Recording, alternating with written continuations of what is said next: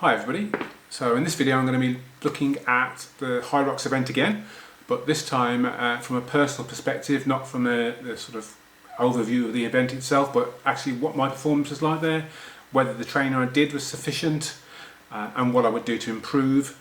So if like me you were either considering Hyrox or you've done it before and you're thinking of ways to improve, maybe look at what I'm saying here. Some of it might apply to you. It definitely there was a few issues I had that would easily make up time. So yeah, follow on for the video and you'll see what I'm going to do in the next Hyrox. I'm going to get all analytical in my video, so I'm going to break down the running, the workout stations, and try and figure out where I went wrong, where I could improve bits and pieces on each one, and then we'll take you from there.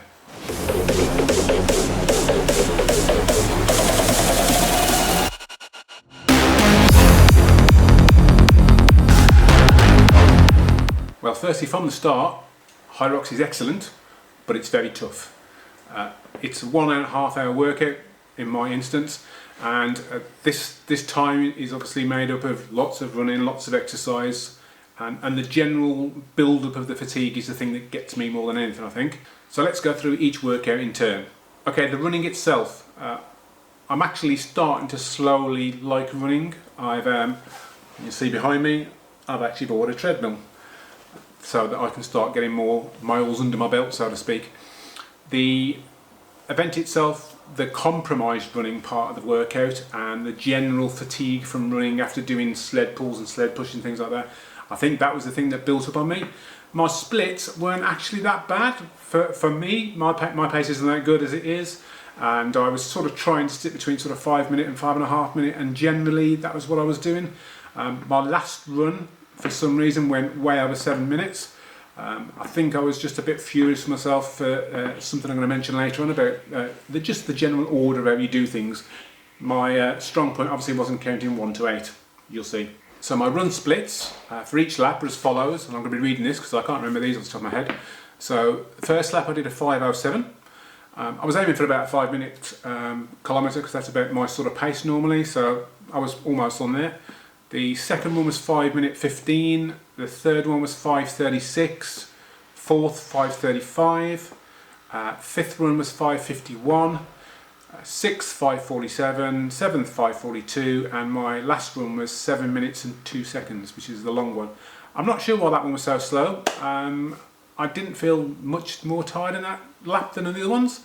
Maybe it's thought of all those wall balls and the sort of combined effects of all those previous runs and the lunges before that must have finally got to my legs. I think if I can get my pace down below the 5 minute mark and then keep it at average around the 5 minute mark, I'll save myself a good 6 minutes of time there on the running. Had a dry mouth on the first lap, felt like I was running in a desert. Finished the first lap, got some water down my throat, and I was alright after that. It was just that first lap, so I think that was more of the adrenaline and the anxiety cutting in. Talking about water, basically every other time I came in, so every other workout station, I was having a drink, and the running part of the rucksack went straight past the drinks tables on the left, and there was a bin, I don't know, about sort of 5-10 metres further down on the left hand side, so I would always grab a cup on that second run, drink as much as I could, and that wasn't a lot on the run, it was sort of like a quick guzzle, and then drop the cup in the next bin provided and go to the workout. And I think on one of the workouts, about halfway through, when I was particularly getting warm, I dunked myself for the rest of the cup and then binned the cup after that. But yeah, just doing that, I didn't feel massively thirsty and dry when I finished the race, so that was enough for me, just doing it every other workout station, and obviously that saves time. Okay, on to the first workout, which was the SkiErg behind me. That went really well. I paced that, I was holding about a 1:55, just nice and easy. Didn't want to go off too hot on any of these workouts because I knew pace would be the thing all the way through. So I held about a 1:55, came off feeling quite fresh still, and then went into my second run. The sled push itself wasn't as bad as I thought. I think everyone gets a bit anxious about that sled push because we see so many things online about how bad it can be and how hard it can be to push sometimes. I think I did the first one unbroken, turned around, did the second one unbroken. On the third push, I stopped halfway, had a pause, then push it to the end, and on I think the fourth one I might even have stopped twice on the way back. I was doing the arms outright technique. As you can see, my right arm won't completely go straight. And so I think that's not the right workout for me. I think what I need to do is do the in-type routine that quite a few people on the station were doing, and see if that works better for me. I was just a bit concerned that doing that, your body weight was trying to sort of force the sled into the carpet, but I haven't really tried it, so I'm going to do much more practice using the close in arm technique, because it might seem easier for me. I was getting to the point by the third lap, or third up and back, where I was actually pushing it more to one side as I was pushing it. I think that was because my arm wouldn't straighten properly, and that's what was causing it. I did the run after the sled push. I wasn't as hammered as I thought I was going to be. I thought my legs were going to be shot after that sled push. I jogged out from the sled push. A lot of people were walking out. I managed to jog most of the rock zone nearly all the time, and by the time I got onto the running track and got about a quarter of the way into that lap, my legs felt okay again. So you can recover just on the fly. But the sled pull itself, which was straight after that, I think I was wasting time there. I did a good time. I was quite fast. I didn't find it very hard at all. And what I was doing the technique I explained in my previous video, where I would grab the rope, lean into it, push, take a few steps back, hand over hand, and then just keep repeating that process. I was finding that's quite fast, but then I was seeing there was one guy two down from me that I could see at the corner of my eye. He was just literally using his body weight and just yanking it in. I think maybe I might do that next time on the first pull, when you're the freshest, and then maybe intermingle that between the two on the next one, and see how that works to break a bit of speed, because I didn't come off that feeling tired. I could have put a lot more effort into that and saved myself quite a bit of time, I think. Okay, the burpee broad jumps. Wasn't sure I would like this particular station, and I didn't. It was particularly hard for me, I believe.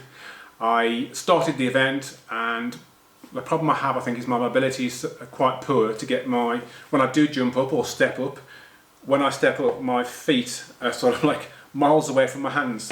So I'm not actually moving forward very far when I do that. And then I was doing shorter jumps, thinking I wouldn't waste effort and power by doing that would drain me later on. I think retrospectively I could have done with a lot more mobility beforehand, so I could get my hands closer, because stupidly that would have made a bit of space. I mean, it would only be this much space probably each jump, but it's a hell of a long way backwards and forwards on that burpee broad jump circuit. And I think that amount of space, with a bit more of a push on the jump on each one, maybe I'd be making up this much space on each burpee, which would probably end up being sort of 5 or 6 burpees less by the end of the whole workout station. So I'm definitely going to practice my mobility. Going to be doing a lot more daily mobility to try and get that, so I can actually get there quite easily. I intermingled at first and then completely forgot, brain fatigue again, to do the step up routine and then the jump routine as well, to do the 2 different ways of doing it. But I don't know which way is quickest for me. I think you obviously you save a bit of power and a bit of energy by doing the step up one. So if you could intermingle the two, that'd be a good way of saving time on that station. But yeah, there's plenty of time there that I could be saving. Now this is where things went slightly astray. So I came off the sled pull, went into the run, came off the burpee, went into the burpee broad jumps, went into the run. All went okay. Whilst I did the first lap of the run after the burpee broad jumps, I was starting to think, okay, what's the next event after this? Okay, so I'm going to be doing rowing. Rowing's easy. I've done so much rowing in the past. I've got a rower, so I've done quite a few meters on a rower over the years, so I know my pace, what to hold, and etc. So I sort of mentally ticked that off in my head. That's going to be easy. And I was thinking about the next workout after that. So the next workout after that was the farmer's carry. So in my head, I'm playing through the various scenarios and the strategies about what I would do. Would I carry the whole thing all the way around? Would I run? Would I jog? And I mentally strategized exactly what I was going to do. I came in off the run, saw the in arch, and the farmer's carry was right in front of me, and my brain just went into automatic, and I went straight onto the farmer's carry, not to the row. I did my strategy, which I'd worked out towards the end, which was to jog with the two. I remembered to get the chalk as well, which is one thing I was thinking I'll probably forget, because by the time I get there I'll be so fatigued I won't remember. But yeah, I managed to get my chalk, picked up the 2 kettlebells, and off I ran. So I jogged the first 2 stretches, put the kettlebells down, shook my arms out, took 5 seconds, picked them back up, ran to the end of the next length, did the same again, and ran to the next length. In hindsight, I didn't have to do the pause. I would have saved myself 10 to 15 seconds easily, and I could have jogged the whole thing because my grip was fine and I didn't need it the rest of the event really anyway. So that's when I'm going to be saving time next time. However, As I got to the end of the farmer's carry, I was thinking about the next workout station, and I suddenly realised, wait a minute, I haven't done the row.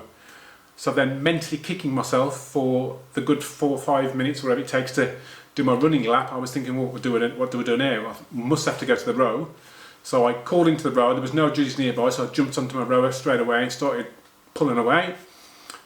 Did my 1,000 metre row, there was no judge nearby, so I stood up, put my hand up, somebody came over to me, and as I'm trying to tell her what's going on, she didn't really know what to do. She said, well, I'm not sure, nobody's ever done this.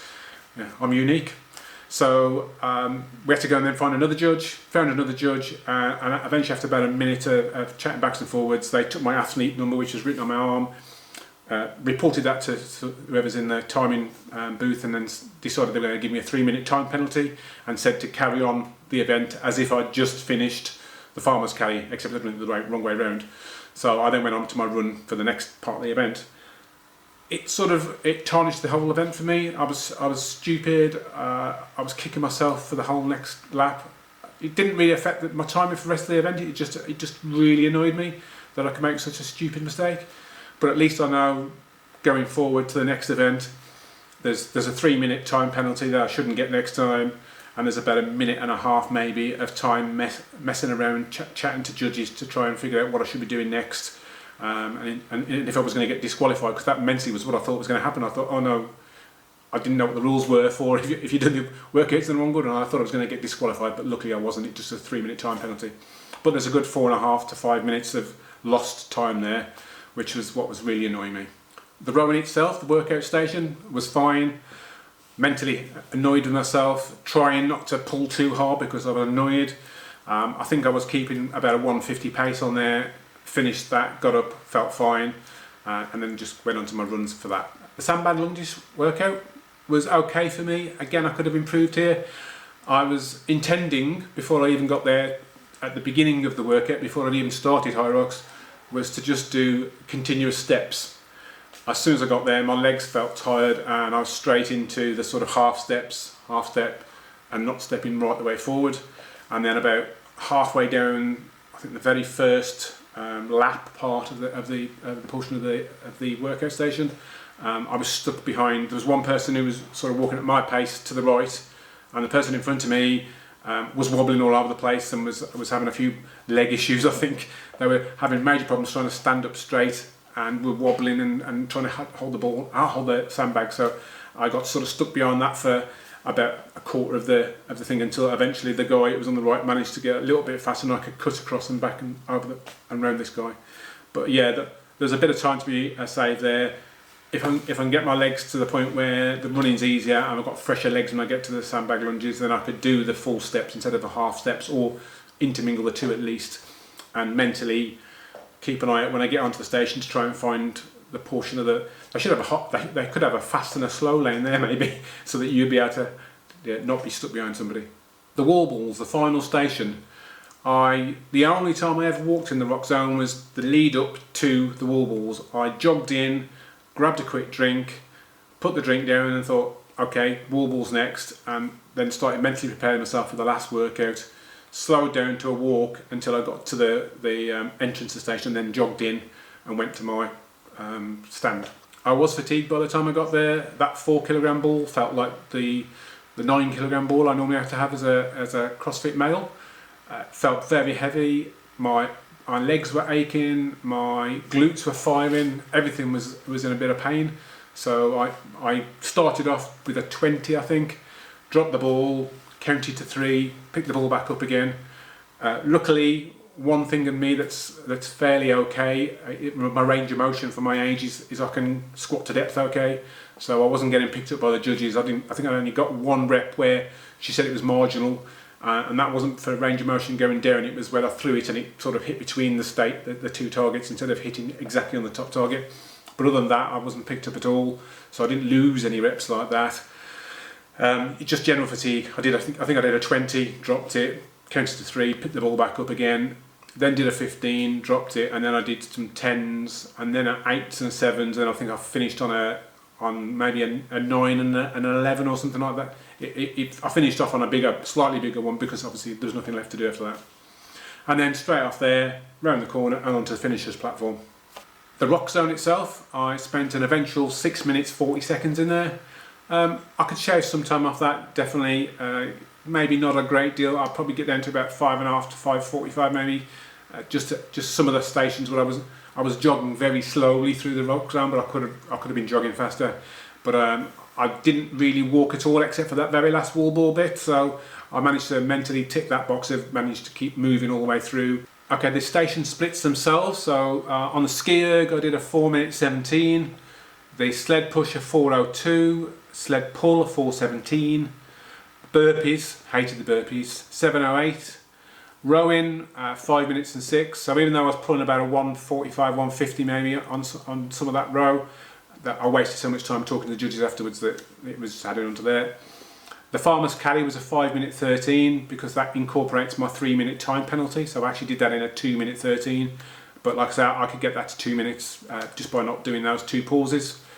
The lunges were a 5:32, so I could definitely shave some time off there, and the wall balls definitely could save some time, and that was a 7:31. My finishing position was 18th out of 34 in my age group, which is the 50 to 54-year-old males in the open. Without my stupid penalty and the messing around and all the stupidity involved with that, on my behalf, I'd have been 7 places higher on the leaderboard. So it's quite frustrating, infuriating in fact, but I've got to be happy with I went in there trying to get about a 1:30. I was hopeful I might be able to get 1:25, but that wasn't the case in the end.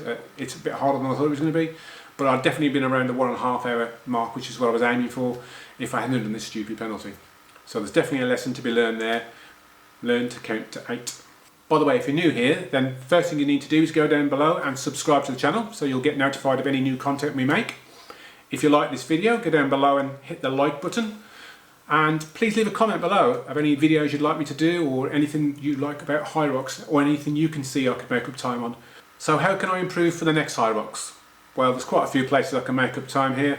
The lunges themselves, by changing the strategy of how I'm doing them, by not getting stuck behind people, I think I can make up about a minute there on that actual workout station. The wall balls, the event there, I need to do some more work on fatigued wall balls and compromised wall balls.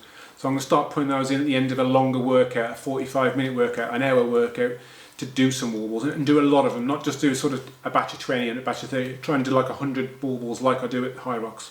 And I think I could definitely save another couple of minutes just on that wall ball station alone. The burpee broad jumps shed a bit more of this heft, a bit of macro tracking, improve my mobility and general fitness, and I think there's easily 2 minutes to save there, just on the way I was doing the technique and the weight and the way I was like trying to do very small jumps instead of medium-sized jumps, perhaps not a big power jump, but definitely a bigger jump than I was actually doing. Not sure how to counter against the issue with me going to the wrong station in the wrong order. Maybe I need to write on my hand 1, 2, 3, 4, 5, 6, 7, 8 and carry a pen and cross them out as I do them maybe. Any ideas? But comment below, let me know what you think I should have done. One thing I did notice was somebody was in my heat, or in the heat before, was on the running track about the same sort of time as me a couple of times. They had a massive hype crew in the audience, so that every time they went past, these people were screaming and shouting in encouragement to them. They had big signs that they'd made up that were handwritten signs to say "Go," whatever his name was. So that'd be a great thing to do. You know, I felt a bit of a buzz running past them, and it wasn't even being encouraged for me. So you know, you could see how that would improve your performance somewhat. I remember doing a half marathon once, many years ago, and there was a guy, an oldish guy there, who'd done a lot of marathons and a lot of half marathons, and he had a T-shirt on, and it just said "I'm Paul" on it. And I asked him, I said, obviously you're Paul, so why the T-shirt? And he said, because what happens when you're doing the run, random strangers then will just go, "Go on, Paul, you know, run faster, you're doing really well," and give him encouragement as he was running past. And so maybe that's something to do for Hyrox, wear a T-shirt saying, "I'm Dave, I'm the one that can't count," and see if I get some encouragement from the crowd that way. During the event, I was wearing a Garmin HRM Pro heart rate strap connected to my Garmin Fenix, and if you look up here, that is my heart rate during the Hyrox event. It's obviously very much a cardiovascular exercise. Your heart rate goes like the clappers. My average of 177 for an hour and a half and a peak of 190, bearing in mind I'm 54, shows how hard and tough the Hyrox event was for me. I'm going to take that as a learning there to improve my general fitness and try and bring that slightly down so that obviously it'll make it easier for me. In preparation for next Hyrox, I'm going to be doing more macro trekking and for a longer period leading up to it, to try and get myself into the right shape before. And if I can shed a bit of weight, it's going to make it easier on the run, it's going to make it easier on the burpees. So that's one thing I'm definitely going to concentrate on. Definitely going to be doing a lot more long runs, more fatigued runs. So I might be starting to work into my program. So that I'll do a bit of a workout, a CrossFit-esque workout with some pushing and pulling, and then go and do a run afterwards, and maybe come back and then do some wobbles.